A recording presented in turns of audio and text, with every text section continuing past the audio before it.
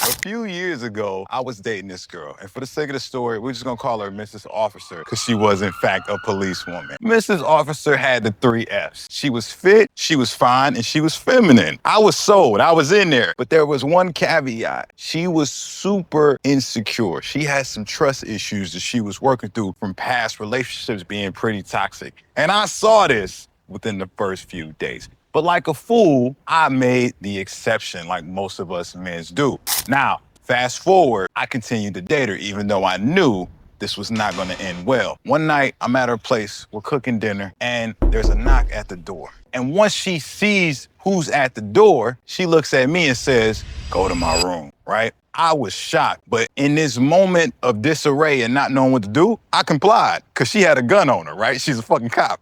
So I went to the room. And instantly, she locked the door to her room, trapping me inside. Guys, first thing I thought was, is this girl secretly married? Am I gonna have to jump out of the window? We was on the second floor.